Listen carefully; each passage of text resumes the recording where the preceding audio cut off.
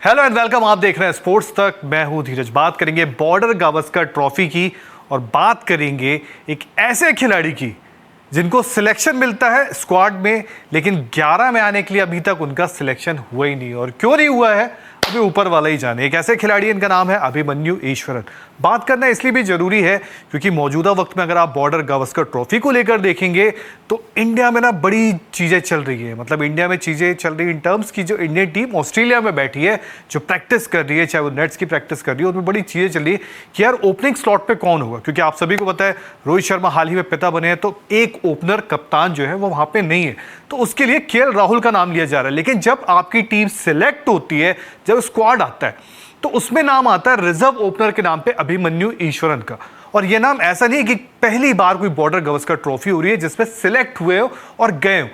कोई भी सीरीज जो आपकी सेना में खेली जा रही है उसमें बार बार अभिमन्यु ईश्वरन का नाम आता है, वो जाते हैं, पर कोई जिक्र नहीं होता है कि यार ये रिजर्व ओपनर के तौर पे सिलेक्ट होते हैं।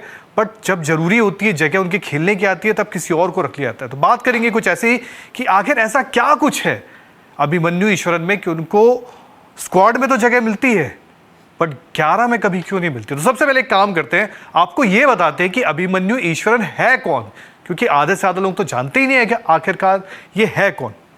तो सबसे पहले देखते हैं इनका डोमेस्टिक करियर, क्योंकि खिलाड़ी तो आपको डोमेस्टिक से ही मिलते हैं ना। तो ये है अभिमन्यु ईश्वरन का फर्स्ट क्लास करियर। बंगाल से खेलते हैं, वैसे बंगाल की टीम है जहां से खेलते हैं, और इनका जो रोल है वो टॉप ऑर्डर बैटर का है। अगर आप इनके करियर के आंकड़े उठाएंगे, नंबर उठाएंगे, तो 101 फर्स्ट क्लास के मैचेस हैं, जिसमें आपको पता है इंडिया ए के मुकाबले भी होते हैं, डोमेस्टिक के मुकाबले भी होते हैं, बहुत सारे गेम होते हैं। फिर अगर इनिंग्स उठा के देखेंगे आप 173 है। फिर अगर रन्स उठाएंगे तो 7674, 100 अगर गिनेंगे तो 27 है, और 50 अगर गिनेंगे 29। तो मतलब कहीं ना कहीं एक एक्सपीरियंस कैंपेनर है डोमेस्टिक क्रिकेट में, जो लगातार रन्स बना रहे होते हैं, लगातार डोमेस्टिक क्रिकेट में अच्छा कर रहे होते हैं और अपना नाम ठोकते हैं, अपना दरवाजा ठकठकाते हैं इंडियन क्रिकेट टीम का कि मुझे जगह दीजिए, मैं भी डिजर्व करता हूं, मैं भी खेलना चाहता हूं। लेकिन अब प्रॉब्लम कहां आती है वो आपको दिखाते हैं। अभी अगले स्लाइड में आप देखिए। अब ये देख रहे हैं आप, अभिमन्यु ईश्वरन का नाम जब पहली बार इंडियन क्रिकेट टीम में सुनने को मिला तो वो था साल 2021। अब पहली बार जब इंडियन टीम, आप कह सकते हैं इंग्लैंड दौरे पे उस वक्त जा रही है, तो पहली बार अभिमन्यु ईश्वरन को टीम में जगह मिलती है।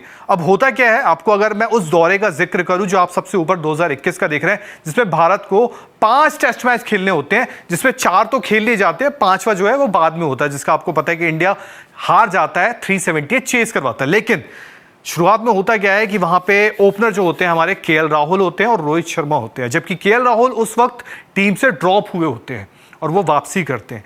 मयंक अग्रवाल को बैटिंग करनी होती है रोहित शर्मा के साथ, लेकिन मयंक अग्रवाल को इंजरी हो जाती है, जिस वजह से मयंक अग्रवाल, मतलब कह सकते हैं अगर इंजरी हो गई तो ऑब्वियस सी बात है वो 11 का हिस्सा होंगे नहीं। बट कहीं से भी बात ये होती है कि यार अभिमन्यु ईश्वरन को खेलना चाहिए क्योंकि वो आपके रिजर्व ओपनर है। लेकिन खिलाया किसको जाता है? केएल राहुल को। केएल राहुल एज ओपनर आते हैं। फिर इंडिया जो है 4 मैच की टेस्ट सीरीज में 2-1 कर देता है। अच्छा है, बट बड़ी अजीब सी बात है, अगर आप किसी को एज रिजर्व ओपनर पिक करते हो तो उनको प्रेफरेंस क्यों नहीं देते हो अगर वो नहीं खेलते हैं? चलिए अब दूसरे में आते, काम करते। इंग्लैंड का जो दौरा था वो सबसे जरूरी था और शायद उनको वहां पे मौका मिलने के बहुत करीब थे, लेकिन किस्मत कह सकते हैं। अब यहां पर आते हैं साल 2022 में। अब देखिए एक चीज सब में कॉमन है, साल 2021 में जो कोच और कप्तान थे वो विराट कोहली और रवि शास्त्री थे। अब साल 2022 में आते हैं, जब इनको दोबारा टीम में मौका मिलता है, तब वो होती है कौन सी सीरीज? बांग्लादेश के खिलाफ 2 टेस्ट मैच की सीरीज। लेकिन यहां पर क्या होता है आपको पता है, रोहित शर्मा इंजर्ड होते हैं तो रोहित शर्मा कप्तान नहीं होते। कप्तान यहां पर होते हैं कौन? केएल राहुल। अब जब कप्तानी केएल राहुल है तो ओपनिंग करते हैं शुभमन गिल और केएल राहुल। और केएल राहुल का जो ये बांग्लादेश दौरा था उतना अच्छा नहीं आता, उनके बल्ले से 4 पारियों में कुछ भी अच्छे रन्स नहीं आते। बट यहां पे तो चलो खैर आप ये भी कह सकते हो कि यार शुभमन गिल और केएल राहुल ओपनिंग कर रहे हैं तो अभिमन्यु ईश्वरन की जगह बनेगी कहां? चलो यहां मान भी लेते कि नहीं बनती। अब आते तीसरे पे।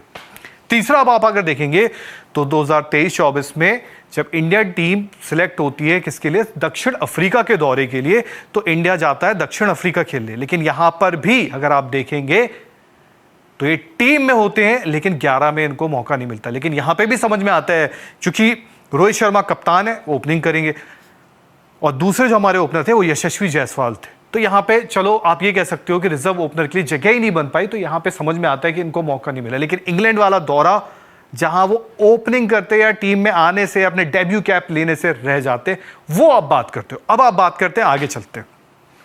अब आप देख रहे होंगे कि आपको दिख रहा है साल 2024-25, लेकिन इससे पहले मैं आपको ये लेके चलूंगा कि कई ऐसे मौके भी आए हैं कि जब इनको टीम से ड्रॉप भी कर दिया, क्योंकि अगर हाल ही में अगर आप देखें डोमेस्टिक में इनके रन्स बड़े अच्छे आए।